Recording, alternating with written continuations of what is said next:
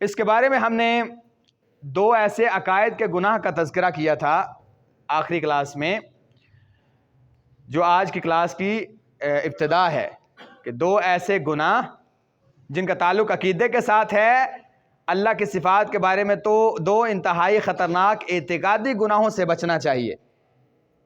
اس قاعدے کے بعد آپ کا 80% معاملہ حل ہو جائے گا صفات اور ذات کے بارے میں، اور آپ جان جائیں گے کہ ہمارے معاشرے میں جو غلط رویہ پایا جاتا ہے یا غلط عقائد پائے جاتے ہیں، اہل السنہ والجماعہ کتنے سیدھے اور سچے مسلک پر ہیں، مذہب پر ہیں، اور جو ادھر ادھر جانے والے ہیں وہ صرف اور صرف عقل کے گھوڑے دوڑا رہے ہیں۔ وہ کیا ہیں جی؟ نمبر 1، اللہ کی صفات کے بارے میں دو انتہائی خطرناک اعتقادی گناہوں سے بچنا چاہیے۔ وہ اعتقادی گناہ کون سے ہیں؟ Number 1 تمثیل، number 2 تکییف۔ تمثیل مطلب تمثیل سے مراد بندے کا یہ عقیدہ رکھنا کہ اللہ کے لیے جو صفات ثابت ہے وہ مخلوق کی صفات کی طرح ہے۔ اس عقیدے سے آپ نے بچنا ہے۔ یہ قاعدہ ہے کہ اللہ کی صفات کسی اور کی صفات جیسی قاعدہ ہے۔ آپ کہتے ہیں اللہ بھی سنتا ہے، میں بھی سنتا ہوں، تو کیا آپ کا سننا اللہ کا سننا ایک جیسا ہے؟ یہ تو مثال ہو جائے گی۔ اللہ سنتا ہے فلاں کی طرح، جیسے فلاں نہیں سنتا ایسے سن لیتا ہے، ہم کہیں گے مثال نہیں دینے۔ تو مثال یہ عقیدے کا خطرناک گناہ ہے کہ آپ اللہ کی صفات یا اس کے ناموں میں مثال دیں۔ اس سے بچنا ہے۔ اس کی مثال کیا ہے؟ ایسے ایسے عقیدہ باطل اور گناہ ہے، اس کی دلیل کیا ہے؟ اللہ فرماتے ہیں فاطر السماوات والارض جعل لكم من انفسكم ازواجا ومن الانعام ازواجا يذرأكم فيه ليس كمثله شيء۔ اللہ فرماتے ہیں لیس کمثلہ شیء، وہ سنتا بھی ہے اور دیکھتا بھی ہے، لیکن کیا ہے؟ لیس کمثلہ شیء، اس جیسا کوئی نہیں۔ یہ مثال ہے، یہ دلیل ہے کہ اللہ کی ذات، اس کی صفات اور اس کی صفات کے اسماء اور نام اور ان ساری چیزوں میں اللہ جیسا کوئی بھی۔ یہ قرآن کا مسلم اصول ہے کہ آپ نے کسی بھی چیز میں مثال نہیں دینی۔ آپ کا عقیدہ ہونا چاہیے کہ لیس کمثلہ، اس جیسا ہے ہی کوئی نہیں۔ جب ہے نہیں تو مثال کیسے دیں؟ تو یہ پہلی چیز آپ نے اپنے عقیدے سے اس کی نفی کر دینی ہے کہ ہم اللہ کی صفات اور اس کے ناموں کے بارے میں کبھی بھی مثال نہیں دیں گے۔ جی دوسری، افمن یخلق کمن لا یخلق افلا تذکرون، وہ جو پیدا کرتا ہے اس جیسا ہے جو پیدا نہیں کر سکتا۔ ایک خالق ہے، ایک مخلوق ہے، دونوں برابر ہو سکتے ہیں، اور اللہ کے علاوہ ہر چیز مخلوق ہے۔ دوسری مثال ہے، دوسری قسم ہے جس سے آپ نے بچنا ہے التکییف۔ تکییف سے مراد اللہ کی صفات کی کیفیت بیان کرنا۔ آپ کسی بھی معاملے میں اللہ کے ناموں اور صفات میں کیفیت نہیں بیان کریں گے۔ اللہ ان کو پکڑتا ہے، کیسے پکڑتا ہے؟ کیفیت کیا ہے؟ جیسے یہ عقیدہ باطل و گناہ ہے، دلیل وَلَا تَقْفُ مَا لَيْسَ لَكَ بِهِ عِلْمٍ إِنَّ السَّمْعَ وَالْبَصَرَ وَالْفُؤَادَ كُلُّ أُولَٰئِكَ كَانَ عَنْهُ مسؤولا۔ اللہ کیا فرماتے ہیں؟ جس بات کی تجھے خبر نہیں اس کے پیچھے نہیں پڑنا۔ اللہ نے کسی بھی صفت کی یا نام کی یا اپنے فعل کی اگر کیفیت بیان نہیں کی تو اللہ کے نبی کو بھی منع کیا ہے کہ آپ نے اس کے پیچھے کہ وہ کیسے ہے۔ نہ صحابہ نے کبھی پوچھا، نہ یہ معاملات کبھی زیر بحث آئے۔ اس بارے میں بہترین معاملہ جو اصول پر مبنی ہے وہ امام مالک رحمہ اللہ کا ہے۔ امام مالک رحمہ اللہ آپ جانتے ہیں وقت کے امام ہیں، امام مالک بن انس، امام دار الہجرہ، مدینہ کے امام، 4 ائمہ میں سے ایک امام ہے امام مالک رحمہ اللہ، جن کی طرف فقہ مالکی منسوب ہے، اور موطا امام مالک کے ہاں جی مصنف اور مؤلف۔ اچھا، ان کے پاس ایسے ہوا کہ یہ درس دے رہے ہیں اپنی مجلس میں، تو ایک بندے نے سوال کیا، بات ہو رہی تھی اللہ تعالیٰ اپنے عرش پر ہے۔ اب عرش پر مستوی ہونا، بلند ہونا، یہ ایک صفت ہے، صفت ہے نا کہ وہ بلند ہے۔ کہاں؟ اپنے عرش پر۔ کہاں رہتا ہے جی؟ عرش پر ہے۔ یہ ایک صفت ہے نا۔ آپ کہاں ہیں جی؟ میں ان سے بلند ہو کے اپنی مسجد کے چھت پر رہتا ہوں، میں ان سے بلند ہوں، میرا یہ بلند ہونا صفت ہے مخلوق کی۔ اللہ کا عرش پر ہونا یہ ایک صفت ہے۔ تو اسی پر بات ہو رہی تھی تو ایک بندے نے سوال کیا، حضرت صاحب اللہ اپنے عرش پر کیسے ہے؟ جیسے ہمارے ذہن میں خیال آتا ہے عرش پر ہے تو کیسے ہے، کیفیت کیا ہے؟ بیٹھا ہے، لیٹا ہے، بیٹھا ہے تو ٹیک لگا کے بیٹھا ہے، اس کا منہ کس طرف ہوگا؟ یہ سارے خیالات اور ذہن میں آ رہے ہیں نا، ایسے ہی آتے ہیں. اس کے ذہن میں شاید یہی بات آئی، اس نے کہا حضرت صاحب ہمیں چلیں، یہ تو آپ نے بتا دیا کہ اللہ تعالیٰ اپنے عرش پر ہے، لیکن کیسے ہے بیان کریں. اس کا تعلق ہمارے بھی عقائد کے ساتھ ہے. جو لوگ اللہ کے عرش پر مستوی ہونے کے قائل ہیں نا، وہ کہتے ہیں نہیں ہم اگر مانیں گے کہ اللہ تعالیٰ اپنے عرش پر ہے اور ہر جگہ پر موجود نہیں ہے تو اس کا مطلب ہے وہ محدود ہے، اور اللہ محدود تو نہیں ہے نا، اور اگر ہم مانیں گے تو یہ ہے تو اس کا یہ معاملہ ہوگا، یہ معاملہ ہوگا. امام مالک وقت کا امام کیا جواب دیتا ہے؟ 4 اصول بیان کیے. امام مالک فرماتے ہیں الاستواء معلوم والکیف مجہول والایمان به واجب والسؤال عنہ بدعۃ. بھئی یاد رکھو، اللہ کا عرش پر مستوی ہونا معلوم ہے. کیوں؟ الرحمن علی العرش استوى. اللہ نے قرآن میں بتا دیا کہ اللہ عرش پر ہے، یہ تو معلوم ہو گیا ہمیں. اچھا، والکیف مجہول، اس کی کیفیت نہ قرآن میں آئی ہے نہ حدیث میں آئی ہے. تو آپ نے کیا قاعدہ پڑھا کہ کیفیت کے بارے میں ہم بات نہیں کریں گے. یہ امام مالک نے فرمایا. والایمان به واجب، جب اللہ نے بتا دیا، اللہ کے نبی علیہ السلام نے اس کے بارے میں بتا دیا. آپ کو ڈھیر ذریعہ سے دلائل ملیں گے. اللہ کے نبی علیہ السلام نے ایک لونڈی سے پوچھا این اللہ، اس نے کہا فی السماء، آسمانوں میں.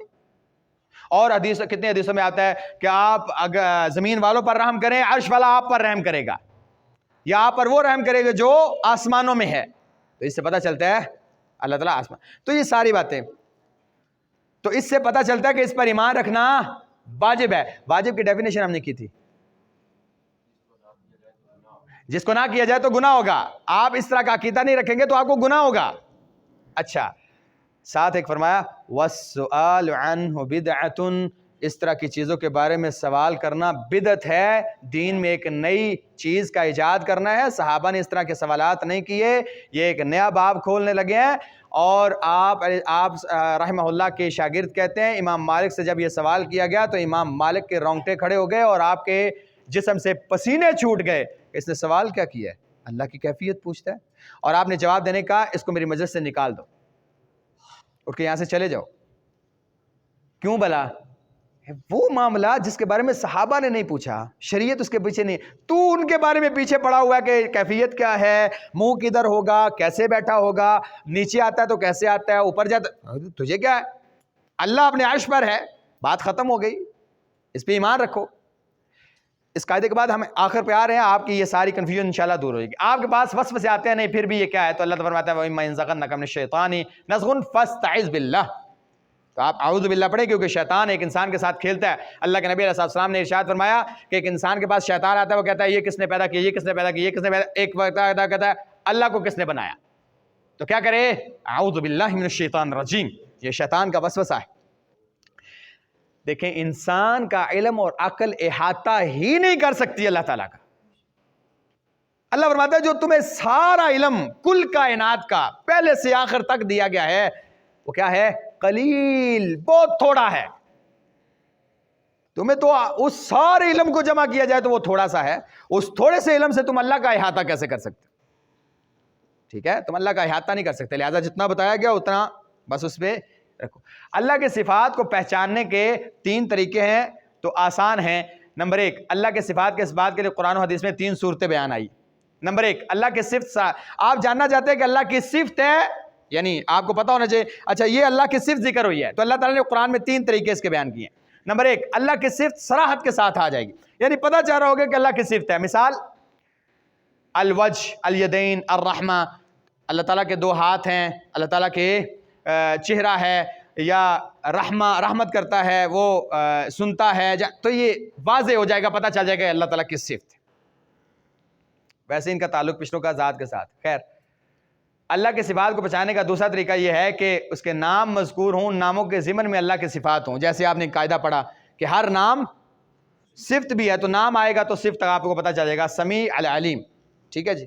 نمبر 3، اللہ کے صفات کو پہچاننے کا تیسرا طریقہ یہ ہے کہ اللہ کا فعل یا وصف مذکور ہو جو اللہ کی صفت، یعنی اللہ تعالیٰ کوئی کام کریں تو آپ کو پتہ چل جائے گا یہ کام اللہ نے کیا ہے، لہٰذا یہ اللہ کی صفت ہے. جیسے الرحمن علی العرش استوى، رحمان مستوی ہوا کہاں پہ؟ اپنے عرش پر. تو یہ پتہ چل گیا کہ اللہ کی صفت ہے. جی چلیں، اب آپ کا یہ اکثر سارے معاملات کو وائنڈ اپ کر کے اب یہ نتائج کی طرف آ رہا ہے معاملہ. الاسماء و صفات کے بارے میں ایک اہم قاعدہ، اسماء اور صفات کو ان کے ظاہر پا معمول کیا جائے گا اور کسی قسم کی تحریف، تفسیر یا تعویل نہیں کی جائے گی. جو اللہ کی صفت یا اللہ کا نام قرآن یا حدیث میں آپ کو مل جائے گا، آپ اس کی تفسیر نہیں کریں گے، آپ تعویل نہیں کریں گے، آپ اپنے سے تشریح نہیں کریں گے، اور پیچھے آپ نے دو پڑھا، آپ کیفیت بیان نہیں کریں گے اور نہ ہی آپ مثال دیں گے. یہ قاعدہ یاد رکھیں، یہ سارے قاعدوں کا خلاصہ ہے. اللہ کی ذات، اللہ کے ناموں اور صفات کے اندر جب بھی کوئی نام یا صفت ثابت ہو جائے گی تو آپ اس کے بارے میں اس کا جو معنی واحد ظاہر سمجھ آ رہا ہے، یعنی ید، عربی میں یدن کس کو کہتے ہیں؟ تو اگر یدن اللہ نے کہا میرے دو ہاتھ ہیں تو آپ مانیں گے دو ہاتھ ہیں. تشریح، تفصیل، اپنے سے تعویل، مثال، تشبیہ، کیفیت، سبحان اللہ، الحمدللہ، تو آپ بیان نہیں کریں گے. ٹھیک ہے؟ جو معنی اس کا بنتا ہے وہی معنی مانیں گے. جیسے آپ نے ایک ترجمہ پڑھا ہوا ہے، اس کے قبضہ قدرت میں میری جان ہے، پڑھتے رہے نا. اللہ کے نبی سے کہا فرمایا والذی نفسی بیدہ، اللہ اس ذات کی قسم جس کے ہاتھ میں میری جان ہے. اور ایک ترجمہ کیا ہے؟ جس کے، جانتے ہیں کہاں ڈنڈی ماری ہے؟ کیا مطلب؟ کون بتائے گا؟ ایک ترجمہ ہے اس کے ہاتھ میں میری جان ہے، ایک ہے اس کے قبضہ قدرت میں میری جان ہے. کون سا ترجمہ صحیح ہے؟ قبضہ قدرت. آپ نے ابھی قاعدہ پڑھا کہ جو بھی صفت آئے گی آپ اس کا اصل معنی لیں گے، تفصیل، تشریح، تعویل، اپنے سے. یہ تو قبضہ قدرت مراد اس کی طاقت میں میری جان ہے. کیونکہ وہ لوگ ہاتھ کو، پتہ کیوں؟ وہ کہتے ہیں اگر آپ ہاتھ مانیں گے نا تو ہاتھ کا ایک حجم ہوتا ہے، ایک لمبائی ہوتی ہے، ایک چوڑائی ہوتی ہے، پھر اس کا تو آپ کیسے بیان کریں گے؟ اللہ اکبر.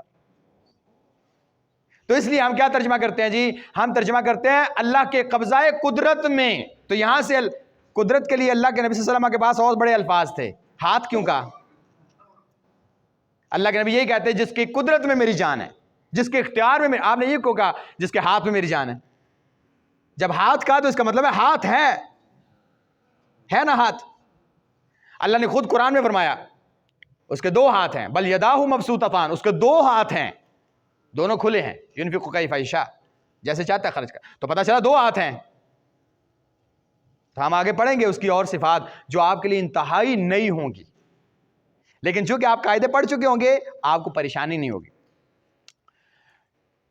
خلاصۃ البیان یہ ہے کہ ہم اللہ کے اسماء و صفات کو اس طرح جانیں گے جس طرح کتاب و سنت میں مذکور ہیں. پہلی بات، کسی کو اس کے ناموں یا صفات میں شریک نہیں کیا جائے گا، نہ ہی خود سے تفسیر یا تعویل کی جائے گی. مزید یہ کہ کیفیت اور تمثیل سے بھی باز رہا جائے گا. جو نام، جو صفت اللہ کی قرآن حدیث میں آئی ہے اسی طرح مانیں گے.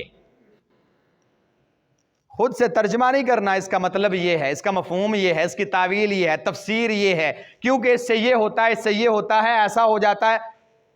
رہنے دیں. اللہ نے فرمایا یہ ہے، آپ کے ہے. کیسے ہو سکتا ہے بھائی؟ وہ مجھے نہیں پتا.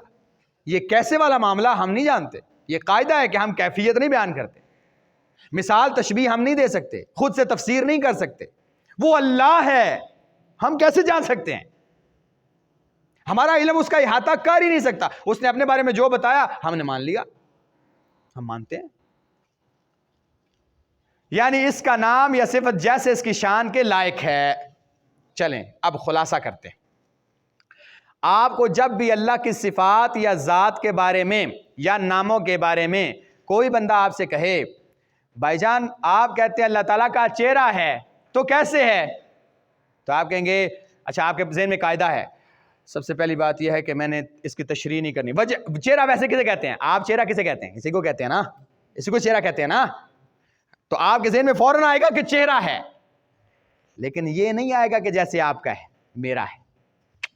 یہ تو کیا ہو جائے گی؟ تشبیہ ہو جائے گی، مثال ہو جائے گی. تو ہم اللہ کے لیے تشبیہ دے سکتے ہیں، مثال دے سکتے ہیں؟ کس طرح کا ہے؟ یہ تو کیفیت ہو جائے گی. کیفیت بیان کر سکتے ہیں؟ نہیں. تو اللہ نے تو کہا چہرہ ہے، تو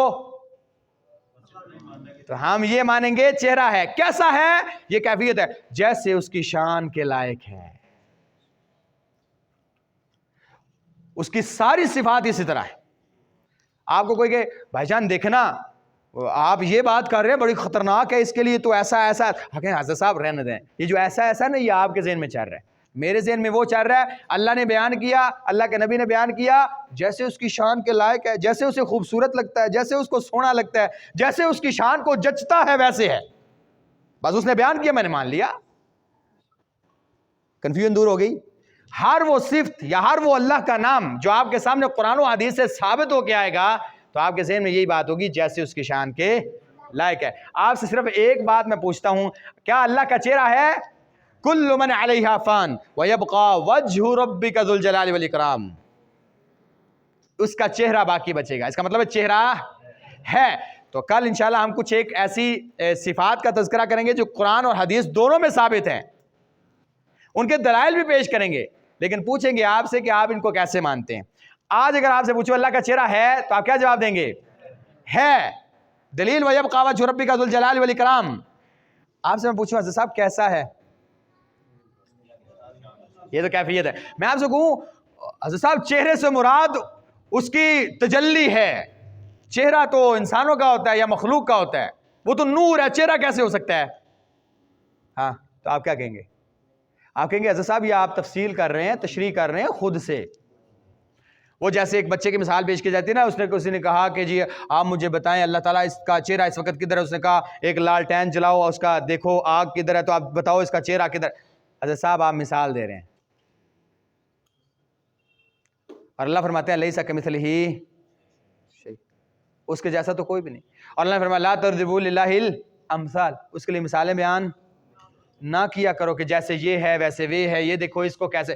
تو مثالیں بیان، وہ اللہ ہے، جیسے بتائے گا ویسے مانیں گے. تو کل انشاءاللہ چند ایک صفات ہوں گی قرآن سے حدیث سے جن کو آپ سمجھیں، ایک تو عقیدے میں رکھیں گے، ایک ان کو جانیں گے، ایک ان کو مانیں گے، ایک ان پر عقیدہ رکھتے ہوئے پھر ان قواعد کی نظر میں اور قواعد کے تحت ان کا اپنے ذہن میں مجھے اختبار دیں گے کہ ہاں اس کو ہم کس طرح مانیں گے.